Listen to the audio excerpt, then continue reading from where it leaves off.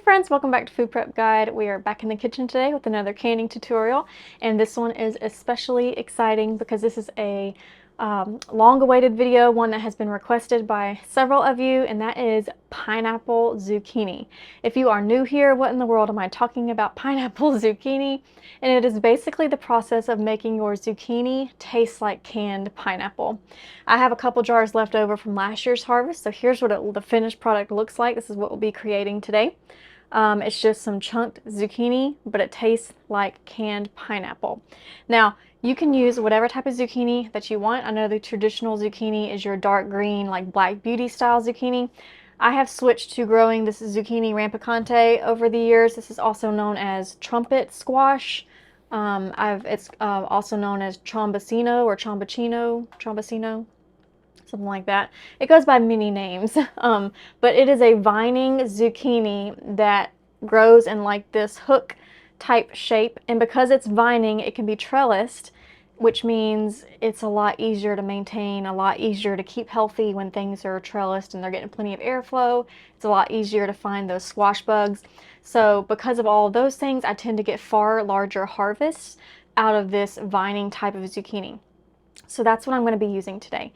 I will say that the recipe that I'm going to be giving you, it's hard to say exactly how much it's going to yield because of the varying sizes of zucchini. We all have zucchini that come in all different shapes and sizes, so it's hard to kind of tell what's what. So what I do is do the base recipe that I'm going to give you, which is based off of a 64-ounce jug of pineapple juice, and we'll just do ever how much of zucchini we have of that, and whatever's left over you can can up the juice and it makes a wonderful marinade. The other thing that I like to do is go ahead and pour it in a jar and keep it in my fridge because I know I'm going to have more zucchini coming in, and then when that zucchini does come in, all I have to do is chop it, plop it in that jar of pineapple juice, and let it sit there for a couple days, and then we can snack on it that way, just fresh out of the fridge without canning it. Or after it's been soaking in that pineapple juice for several days in the fridge, I can lay it out and dehydrate it on dehydrator trays, dehydrate it, and then we have a very chewy, dried pineapple type texture and taste from our zucchini. So this is just very multi-purpose. We absolutely love this recipe. I cannot wait. I've been waiting all summer long, all spring long, to bring you this recipe until I had enough zucchini to can up a decent batch size, and we have that today. I'm hoping to get at least 8 to 10 pints out of this recipe, but we will see. Let's get started. Okay, this recipe goes pretty quickly, so before we get into chopping all of the zucchini, we're going to go ahead and get our juice, bringing that up to a boil. So the first thing we need is 64 ounces of pineapple juice. You can use whatever brand you like here. Preferably, it would have added citric acid in the ingredients, but we are going to be adding lemon juice to help with the acidity, so it's not absolutely necessary. Pineapple is a very acidic fruit as it is, and that's what makes this recipe safe. In case you're brand new to canning or somewhat new to canning, zucchini is a low acid vegetable, and typically it cannot be canned in a water bath canner. You would need to pressure can it, but it's not even recommended to pressure can because of how mushy it becomes. It turns into a very low quality. So zucchini is typically something we really can't can at all. But this recipe not only allows it to be safely water bath canned, but it just helps us to be able to preserve something that's usually not very preservable beyond the freezer and the dehydrator. But the pineapple juice and the lemon juice that we are adding next is what makes this recipe acidic enough to be safely water bath canned. So the next thing we need is 1.5 cups of lemon juice. I thought I would run out, so I've got another one real quick. 1.5. Oops.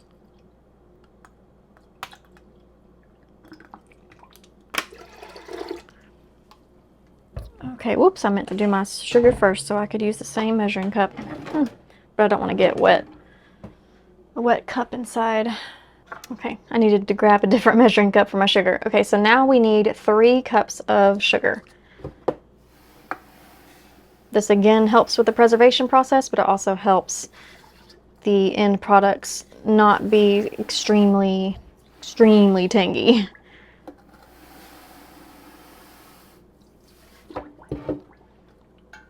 Okay, we're going to give that a good stir. And then all we need to do is bring this up to a boil. If this comes up to a boil before I'm done chopping all the zucchini, then I'll just lower it to a simmer and it can sit there and simmer until we're ready to get all of our zucchini chopped. So I'm going to move this over to the eye, put it on medium high heat until it comes to a boil, and then we will get started chopping the zucchini.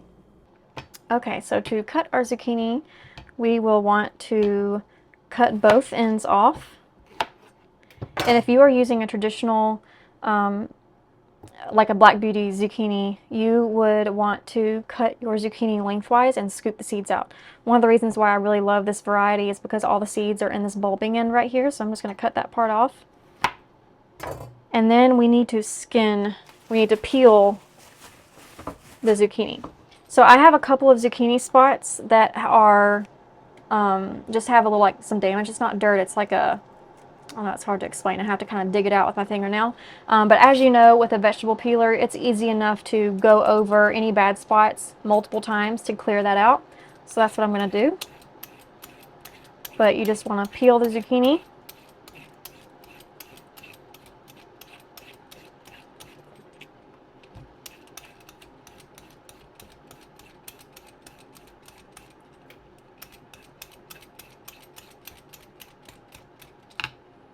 Make sure I've got all the bad spots out. And we do. So peeled zucchini, and then we want to make our cuts. The cuts we're going for is basically like a half moon shape. So let me cut mine lengthwise. If you're using a regular zucchini, you probably will have already cut it lengthwise to scoop out those seeds. Okay, and then we're just make some chops like this. And we're just going for these little half moon type shapes for our quote-unquote pineapple.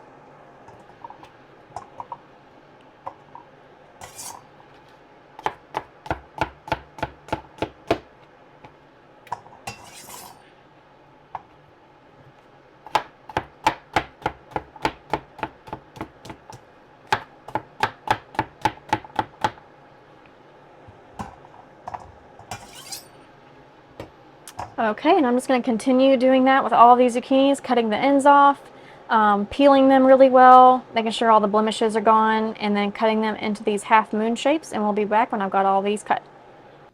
Okay, I only have 2 more zucchini left, so I'm going to pause and get my canner and jars ready. We need to start with clean jars, and they need to be nice and warm before we pour the boiling juice on top of them to avoid thermal shock. So I'm going to go ahead and get my canner half full with water and get the jars in there and get them heating up. Just in case we have any brand new canners, here's what that looks like. I've got my canner about half full with water. Each jar is also half full with water. And they are just sitting in there, and I've got my heat on about medium heat, starting to get warmed up, and then we'll get back to chopping the rest of our zucchini.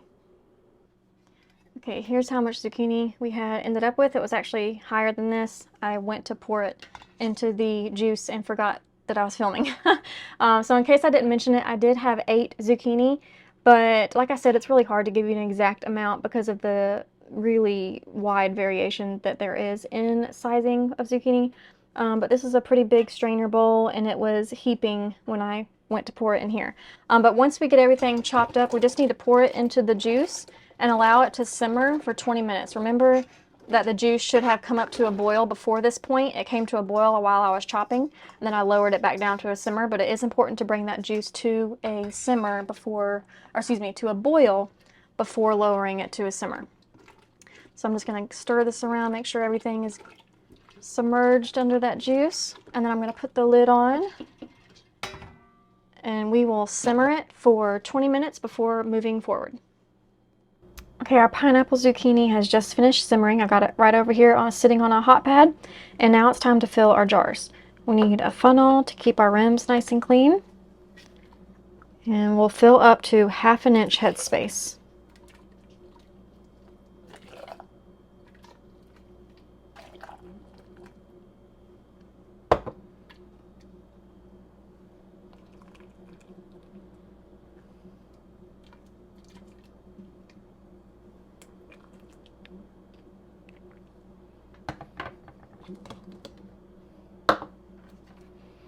We'll need to debubble, which just means running this little tool. You can use a chopstick, you can use a butter knife, you can use all sorts of things. And you can see that as I debubbled and pressed things down, we actually gained some headspace, so I need to top that off with a little bit more liquid to get it up to 1/2 inch headspace. This is a very sticky liquid, so I do want to avoid getting that on the rims as much as possible, so I'm going to use my funnel to add that juice. And now we're about at 1/2 inch of headspace, which is where we need to be. Let me get a wet rag, wet paper towel.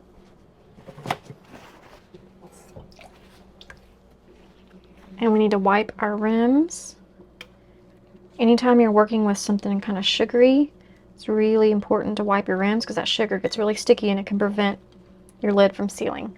I have my lids right here. They're wet because I've been having them sitting in just really warm water on a very low simmer, getting nice and ready for canning. I've got clean lids that are also wet. They don't have to be wet. I'm just saying I just recently cleaned them, so they're nice and clean. Okay, this is ready to go into the canner. And I'll just continue doing that for all the jars until we're done.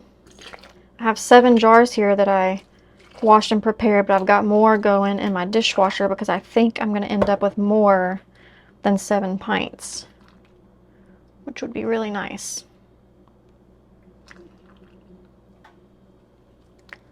Let's debubble and check out our headspace. And that headspace is looking pretty good.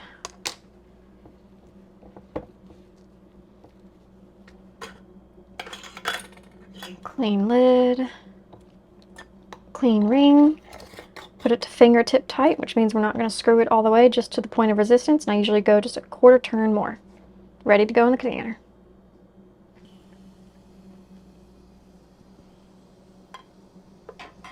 Okay, I'm going to carefully lower them down, make sure that all our jars are completely submerged by at least 1 inch of water, and they are. This only needs to process for 15 minutes. If it was going to be processing for 20 minutes or longer, I would want to make sure it was submerged by under 2 inches of water, just to compensate for evaporation that'll take place. This only needs to water bath for 15 minutes though. I'm going to turn my heat up to high, and we're going to put the lid on and wait for it to come to a hard rolling boil before we start our processing time.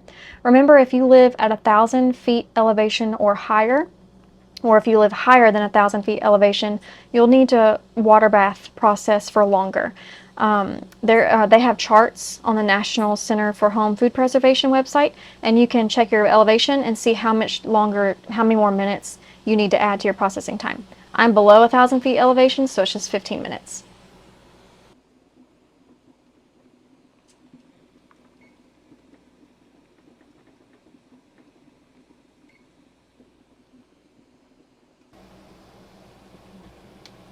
Okay, our time is up. I waited about 5 minutes before I lifted the jars out of the water.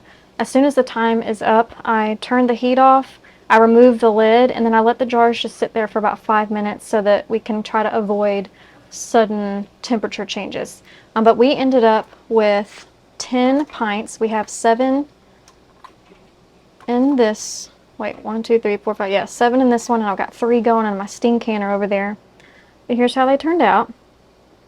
So with that 64-ounce jug of juice and then the amount of zucchini we had 10 pints, and then this I had about 3/4 cup of, or 3/4 quart of pineapple juice left.